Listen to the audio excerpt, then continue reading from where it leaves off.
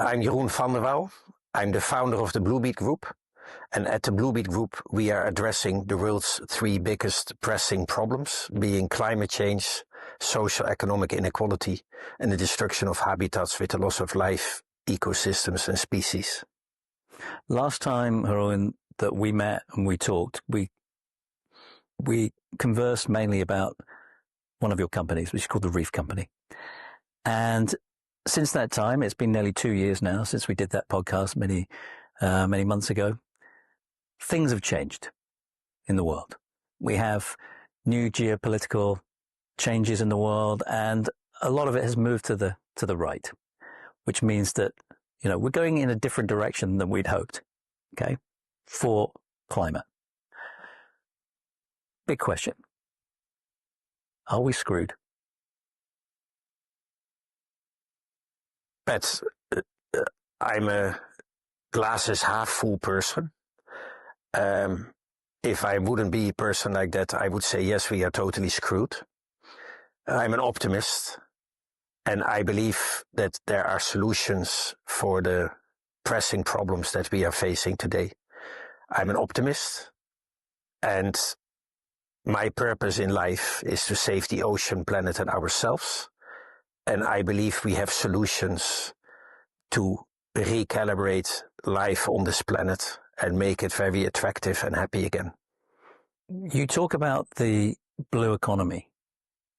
I understand about the green economy, but what is the blue economy? What does that mean?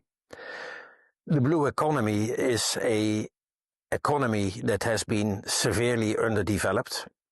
And the blue economy is basically everything that stands for and is connected with the oceans and other water bodies like gigantic lakes and rivers. And the blue economy is an economy that will enable us to use water, the oceans, rivers and lakes in a positive revenue profit generating manner, improving the quality of life on this planet. You mentioned profitability there.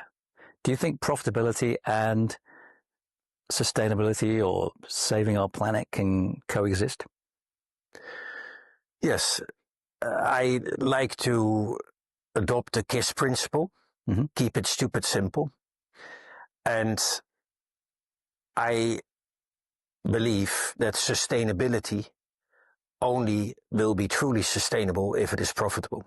In other words, I believe that we need to crack the code on the blue economy and the green economy, take away the image of tree hugging, and we have to educate society, Fortune 500 business leaders, that sustainability is not really an option to be adopted, but it is something that they have to put in the core of their vision and their mission, their values and their purpose. And then they will discover that sustainability, climate change, social economic inequality, and the destruction of habitats suddenly become profit-driving problems that we are solving with money-generating solutions. And one of my clients, Mars Group, the chief executive, believes also, like you, that profitability and sustainability can coexist, and made that very clear in a statement last year. And I believe that certainly sustainability is a very big part of the agendas of a lot of the companies that we work with. But talking to you earlier about the Fortune 500 companies, you say that things have changed now? Yeah, I am very saddened to say and to conclude that over the past 20 years or so, maybe starting with Barack Obama, maybe Bill Clinton, Fortune 500 companies started to adopt more and more purpose-driven values into their core strategies. Sustainability became a hot item and important topic for Fortune 500s to adopt.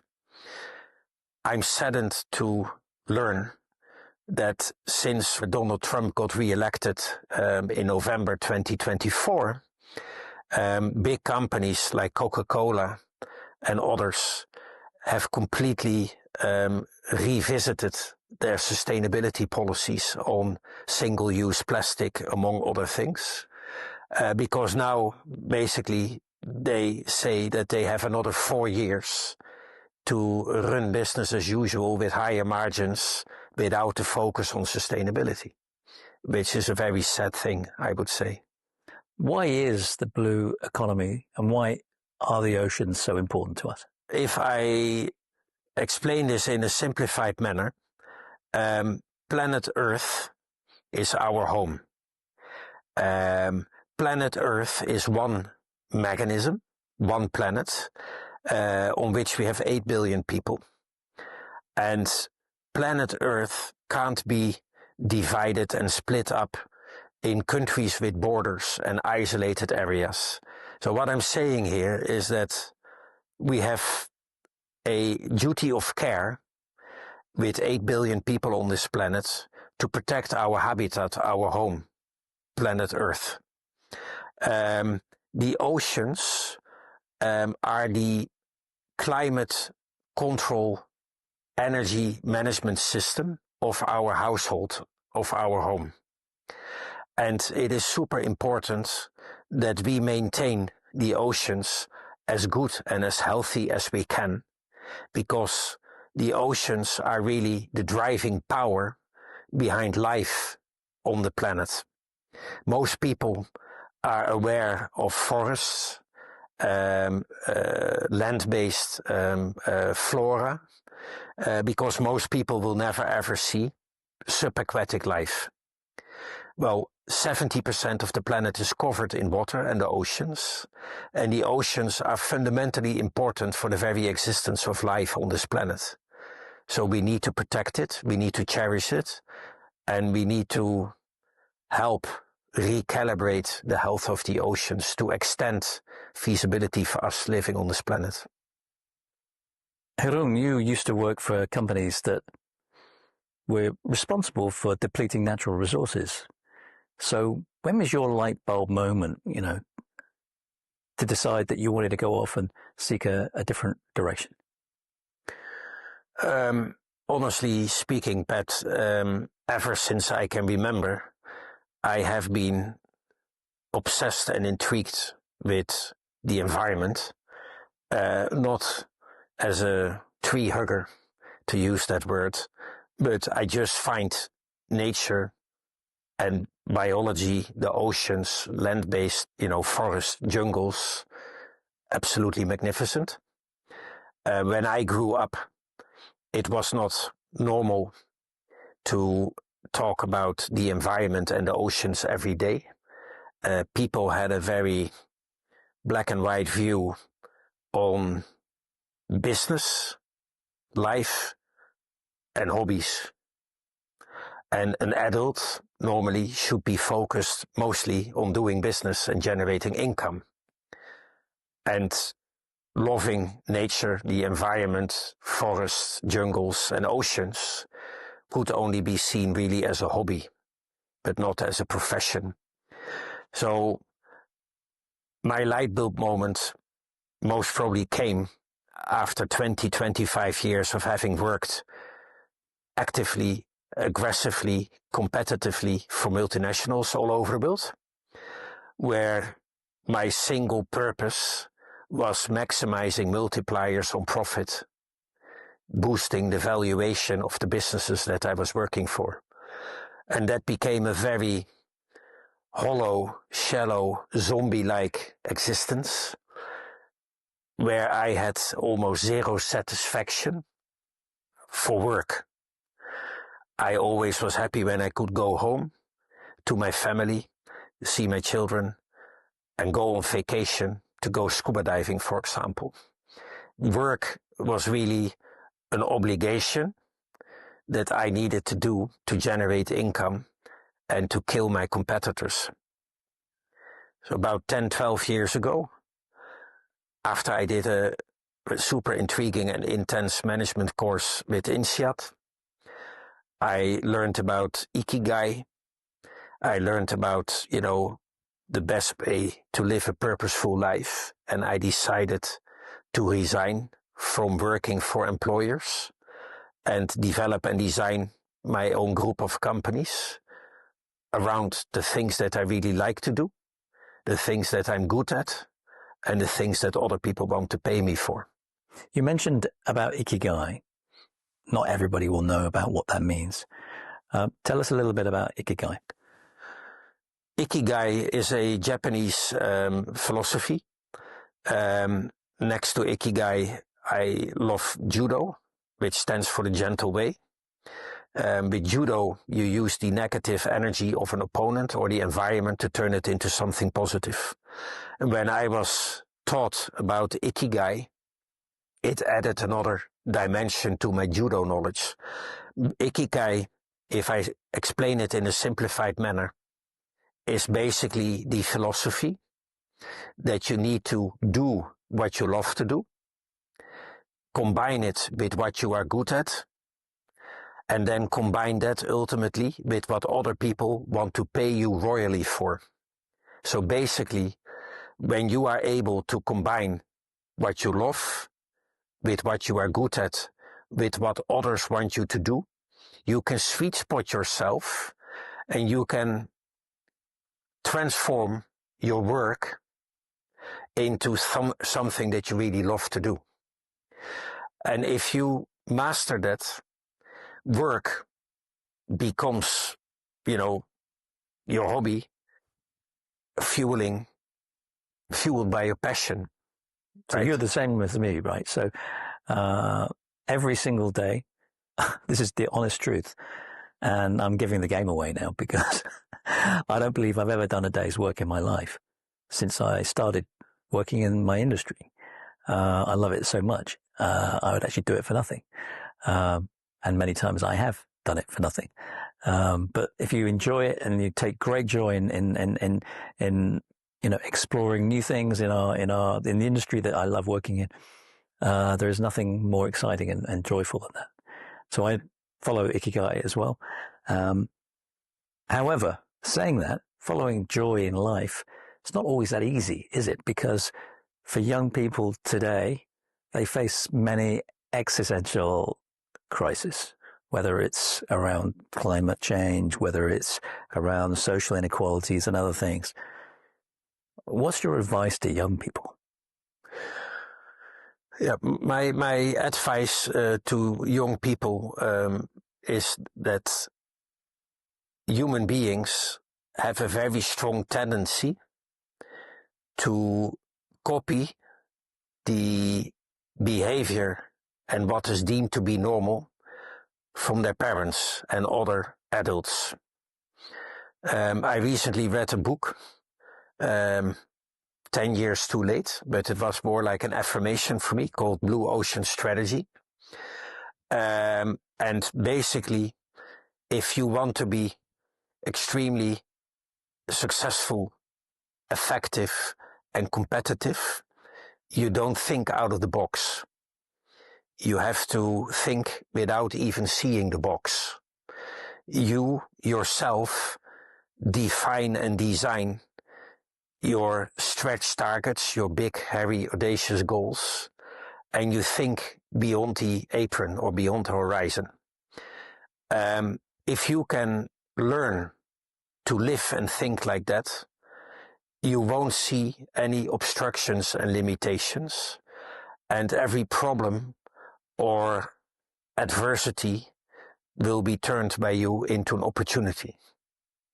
And I think the only way we can address climate change, socio-economic inequality, and the destruction of habitats with the loss of life in ecosystems is by giving young people and the next generations free rein to completely think without boxes. So, Jeroen, there are many great storytellers in the world, whether it's producers, directors, writers, poets, and they've done such a great job at telling stories about going into outer space, whether it's Ridley Scott with The Martian or whatever, but not many are telling stories about what goes on in the other great universe, which happens underwater, right? And so I have a question for you. How do you feel about the billionaires investing in populating Mars rather than focusing on sustainable solutions for our own planet here on Earth? I have a very strong opinion about it. But if we go back a little bit, Pat, you spoke about your upbringing and your father, who was an admiral. And you told me that when you were growing up as a young boy, you had to make your own bed. Mm-hmm. It's true. I tell my own kids that every day. Yes. Well, even today, that's the first thing they do. Yeah, we try as well. And then, there is a world famous YouTube video, one of the most watched YouTube videos in the world, about a 4-star general in the United States who was doing a keynote speech for new graduates, cadets, I think. And he's talking about the same thing, why it is so important that you make your own bed and keep your own room clean.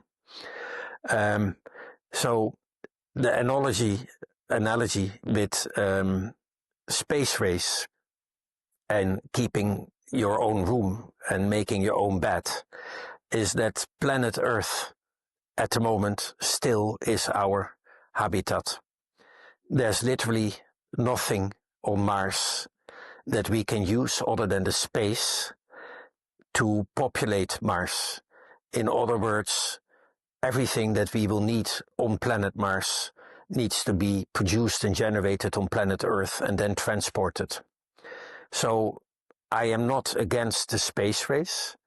I am not against the thinking of multiplanetary living, but I believe that it is by far more economical, sensible and feasible to first clean up our own house and make our own bed on planet Earth. That's how I look at it. Introduce me to the BlueBeat Group, because last time we spoke, a couple of years ago, we focused mainly on the Reef Company, one of your companies within the group. Tell me a bit more about the bigger, wider group. Yeah, the BlueBeat Group is our holding company. The BlueBeat stands for the blue heartbeat of the green planet. Mm-hmm. And this blue heartbeat are the oceans, or is the ocean, I should say. There's only one ocean, and there are 7 ocean basins. The thinking behind the BlueBeat Group is that we want to save the ocean, planet, and ourselves. And the thinking is that we want to address the world's most pressing problems, being climate change, socio-economic inequality, and the destruction of habitats with the loss of life, ecosystems, and species, in a for-profit manner. I believe that sustainability only can be sustainable if it is profitable. And I believe that all Fortune 500 companies, the drivers of the global economy and the global GDP, have a gigantic opportunity to embrace the blue economy. And that is what the BlueBeat Group wants to unlock and develop in partnership with companies like IBM, Google, Unilever, Shell, you name them. I believe that for us to impact climate change positively, we need about $100 trillion. And these $100 trillion can be funded and generated by the Fortune 500 companies over a time span of 10 to 20 years. So I believe that we can rebalance climate change as we know it today in a time period of about 20 years with the support of the Fortune 500 companies. So that's an interesting comment that you've just made about businesses, big international businesses. Do you think it's only businesses that are going to help save the planet? What about politicians or charities or very kind of sustainability focused groups, NGOs and stuff? Do you think that they're not going to be able to make much of a difference? I always do my utmost to answer questions like these as careful as possible. I think that charities and NGOs and governments have a very important role to play. But I also believe that unfortunately charities, NGOs and governments have a negative cash flow. They need funding. And I think many of these organizations don't have a clear philosophy and view on the financial sustainability of what they are trying to achieve.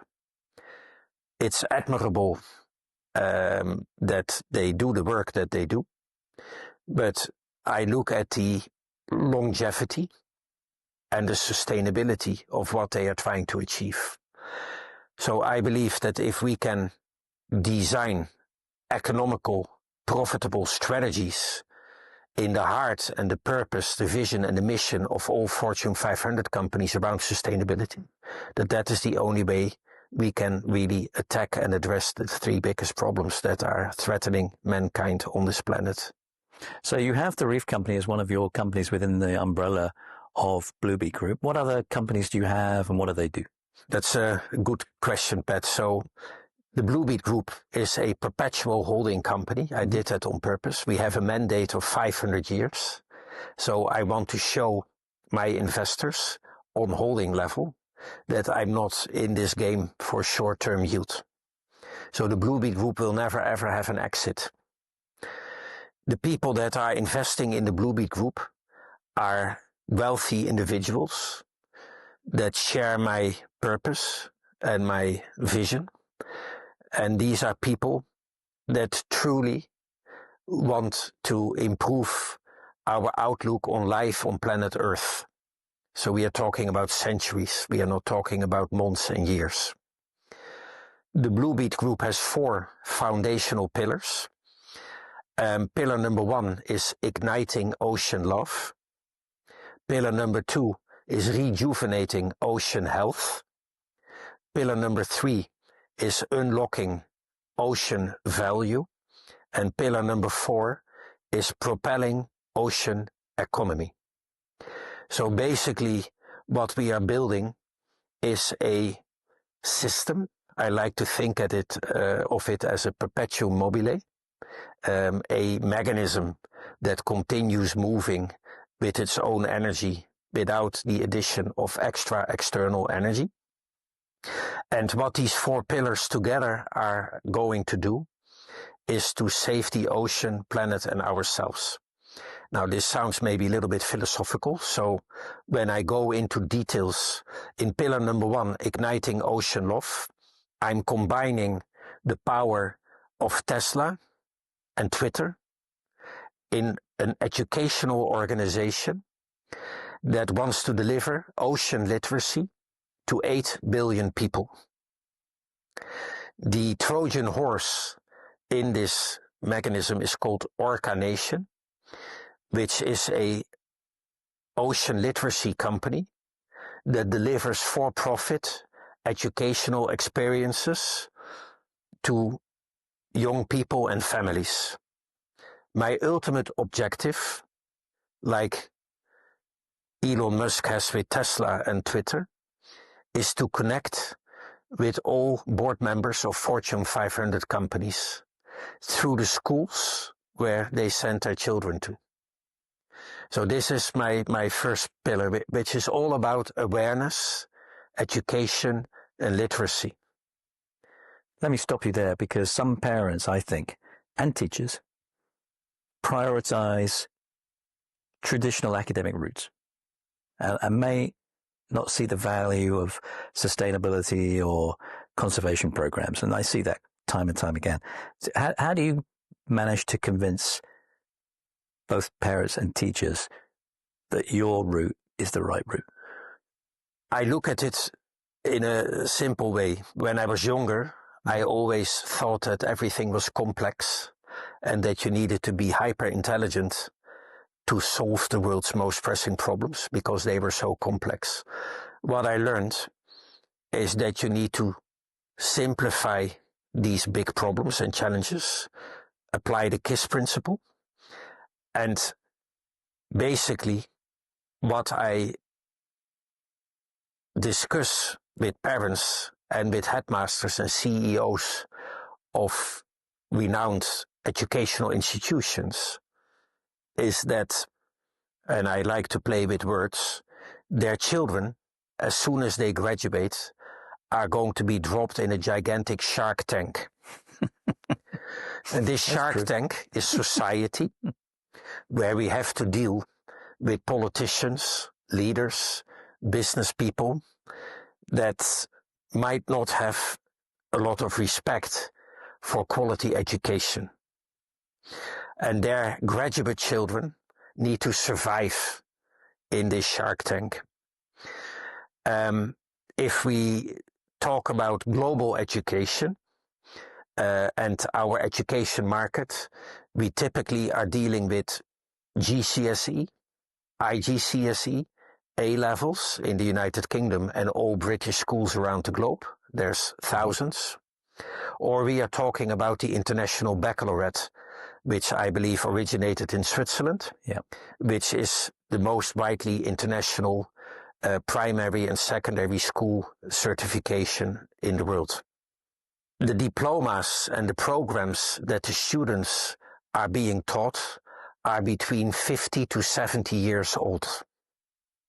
These are high quality, knowledge-based academic programs, and they are fundamentally important for the education of our children, but they are quite disconnected from the life in the shark tank that I just described. And what our organization is trying to do and bridging is applying the theoretical curriculums with life as we know it in 2024, 2025 and beyond, where we are connecting the heart and soul of young people with the oceans and the planet, giving them opportunities and tools to excel in the professions that they are going to execute after they graduate from university. So if I translate that in a simple manner, we need bankers, financial gurus, lawyers, engineers, doctors, teachers in the future that embrace sustainability, the blue and the green economy in everything that they do and teach. I believe that we need oil and gas executives that are going to transform the oil and gas majors into gigantic powerhouses that will help us to address climate change, socioeconomic inequality, destruction of habitats, ecosystems with the loss of life and species. And you believe this is all achievable through exposure and education? Yes, I don't like to name organizations and people, and I don't want to brag about it, but we started deploying our strategy almost 10 years ago. The vision and the mission and the purpose that we designed was written 10 years ago, and our vision has been from the beginning to offer painkillers, paracetamol, aspirins to boards and leadership teams of Fortune 500 companies, giving them the opportunity to enter this transitional process in a positive way. I'm now going to share respectfully that I have a lot of admiration, time, and respect for the work of Clover Hogan and Greta Thunberg. But I believe that after all the shouting and demonstrations, we need tangible action and solutions.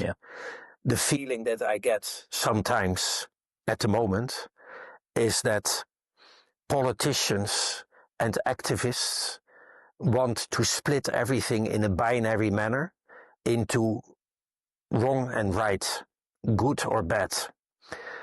I believe in 50 shades of blue, and I believe that the vast majority of all citizens on this planet are very fine and decent human beings that want to have a happy and peaceful, prosperous life and a positive outlook on the future.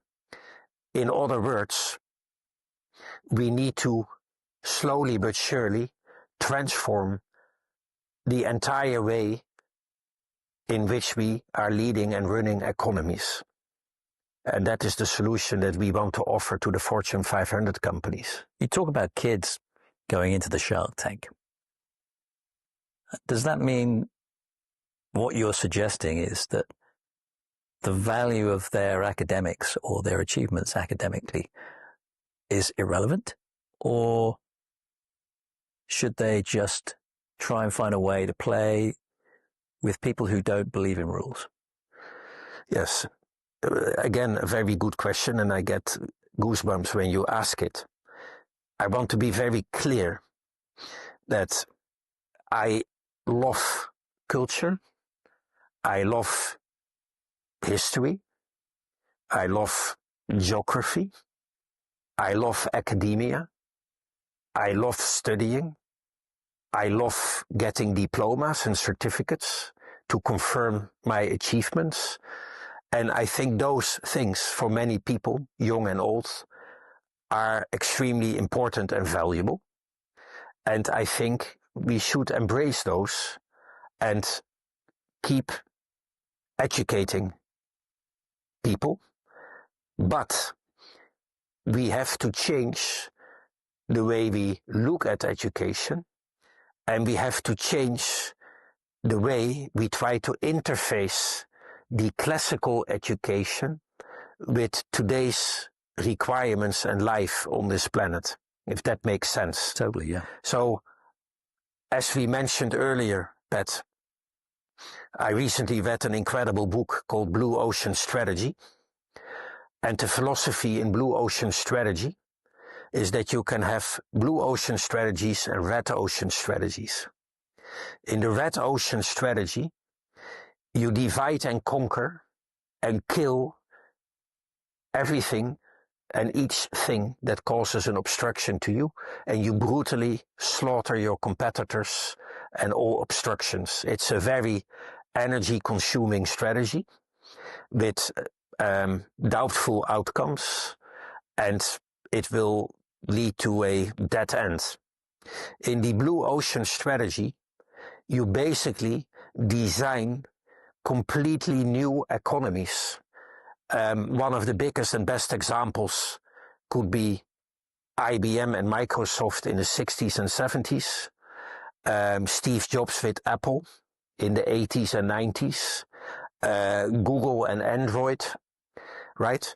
Where entrepreneurs and inspirational founders came up with economies and strategies that didn't look at boxes. So with the blue ocean strategy, you don't think out of the box.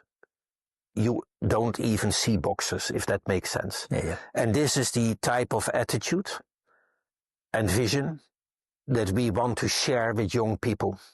Make sure that you have a fantastic educational foundation for those young people and students that are adept and motivated to academically develop.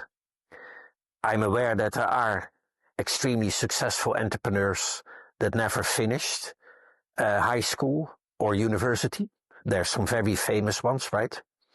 But basically, I want the next generations to be fully supported by us, to think without boxes, and to embrace climate change, socio-economic inequality, and destruction of habitats as a gigantic opportunity instead of a gigantic threat. You talk about the blue ocean strategy. So what kinds of skills then and experiences should students be cultivating to be able to play a part in this blue ocean strategy? You and I have known each other for a few years, and we spoke in a psychologically safe environment about our totally different upbringing, about our childhood, about our children, adversity, the way we were brought up, and the way our children have been brought up. If I look at myself, I believe that I've always been the person that I am today. But I can tell you that due to a variety of reasons, some big instances that happened in my life, and adversity, I became afraid to be open, honest, and sincere. And for almost 25 years, I operated robotically with my diplomas in B2B business life, like a slayer or like a knight with a sword, just focused on financial gains and success for my employers and for my own well-being.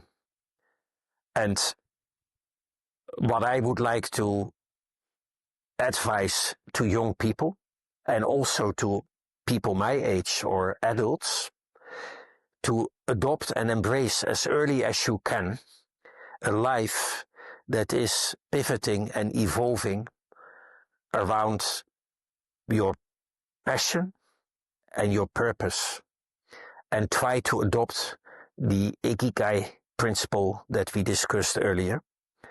And this is what I'm really discussing pleasantly with my children, with my family, with my friends, because I believe that if the vast majority of our population embraces, let's say, the Ikigai principles, everything on this planet will positively change.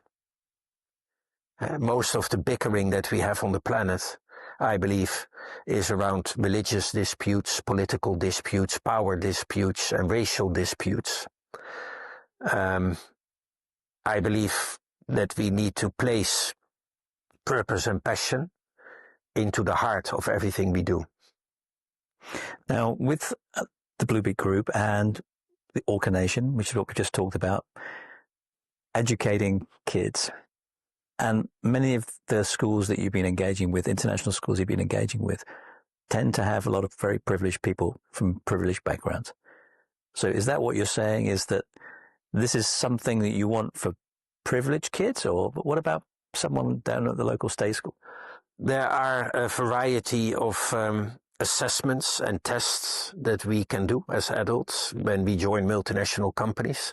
Many people have heard of Clifton Strengths or the DISC methodology that was developed for the military in World War I or II, where you do profile analysis and assessments, right? Mm-hmm.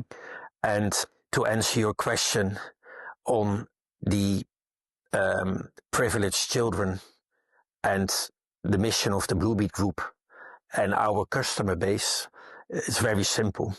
In Clifton Strengths, I'm classified as a hyper realist and a pragmatist. I have very little empathy, but a lot of time for individualization, trying to connect with people on a one-on-one basis, understanding their pain, and going the full Monty to help them with their problem, unpaid, just because I like to help people on a tangible one-on-one basis. Now, I want to help 8 billion people on the planet, but I've limited capacity and resources. So I have to develop a strategy that will enable me to get funded. I need a lot of funding to deliver on our vision and mission. And what I have developed is a very focused strategy to get in touch as soon as possible with as many Fortune 500 companies as possible.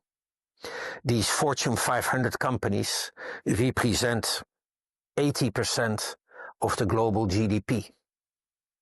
So I have a very focused strategy through private schools to get in touch with the mamas and the papas of the students that go to these privileged private schools by delivering them irresistible outdoor education opportunities.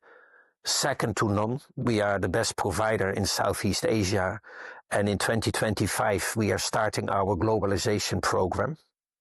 I'm already connected with a variety of Fortune 500 companies. I have a few board members in the BlueBeat Group board that are active board members in Fortune 500 companies. So the strategy is working. And through these people and these organizations, I generate income and funding. In my second stage of the BlueBeat Group spaceship that we are building, we will have programs to give back or to share our learnings with everybody on this planet. What are your ambitions for OrcaNation? The ambition of OrcaNation is that we are going to give ocean literacy to 8 billion people on this planet. So that is our big, hairy, audacious goal, to connect with 8 billion people and share, paid and unpaid, ocean knowledge with the whole world.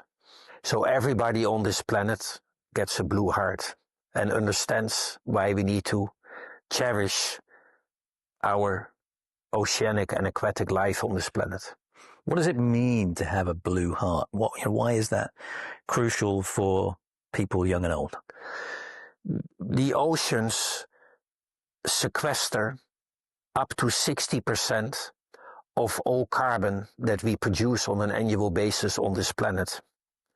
The oceans are the single biggest source and capacitor to sequester carbon. The oceans generate 70% of all oxygen that we produce on the planet.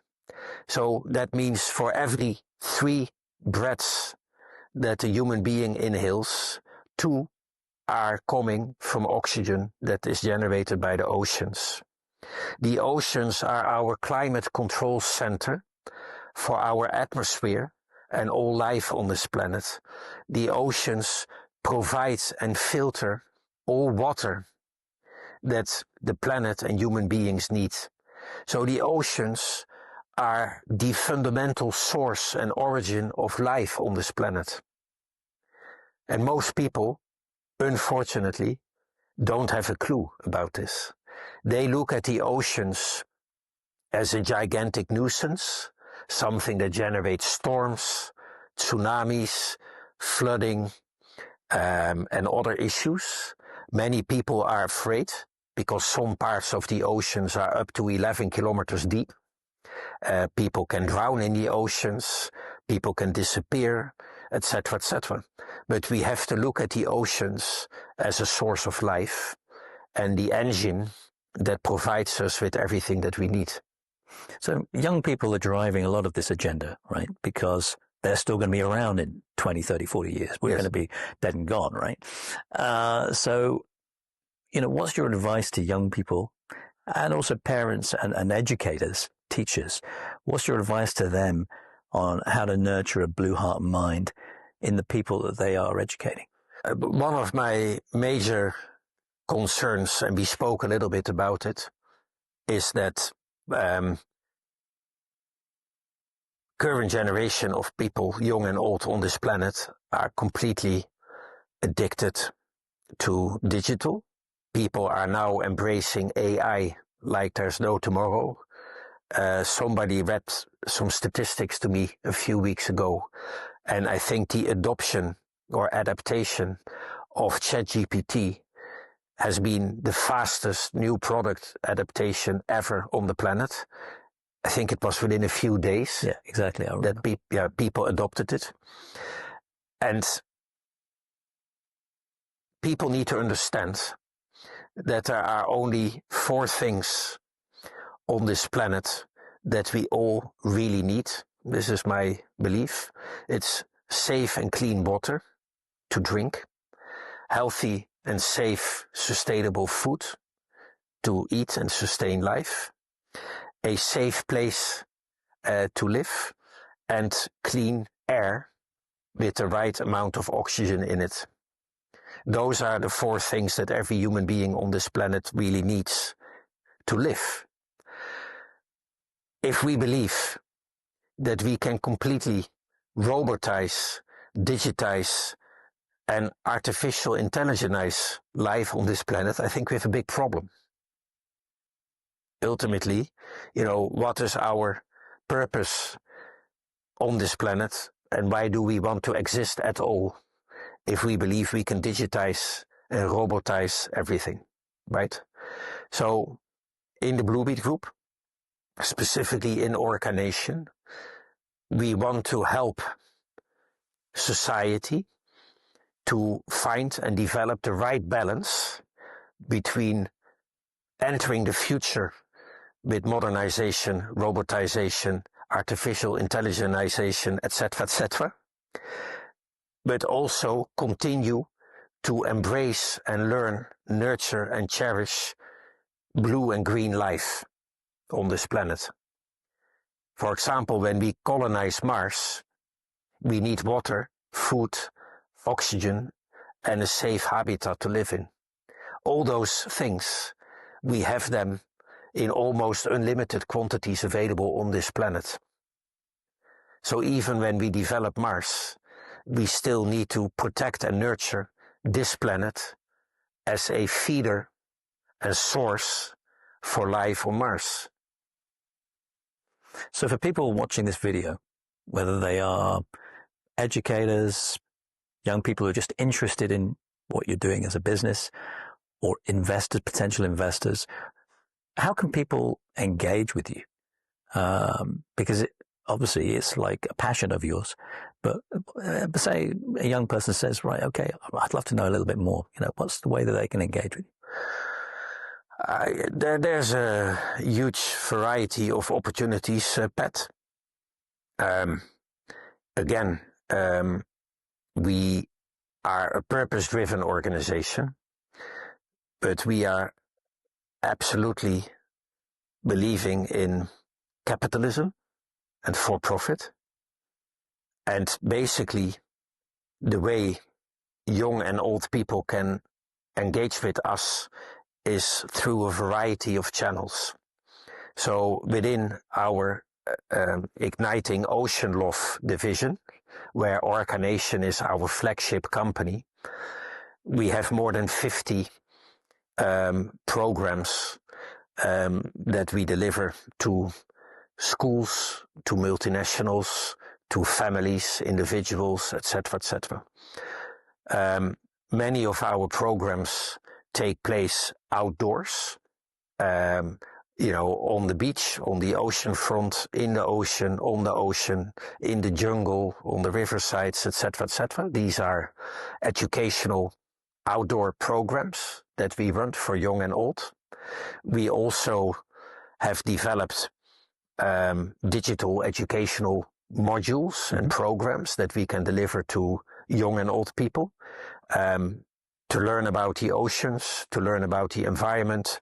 I wrote a book for people between 8 and 88 called Together We Can Turn Tides, a manifesto to save the ocean, planet and ourselves, which contains about 200 did you know facts about the oceans. Many of those facts are unknown to most people. So there's a variety of opportunities and programs that people can embrace either as a family or within schools or within multinational companies to get connected with the oceans. Look, both you and I have got the same passion for sustainability, right? That's one of the reasons why we get on so well. But I've got this issue. When are you going to get rid of your private jet?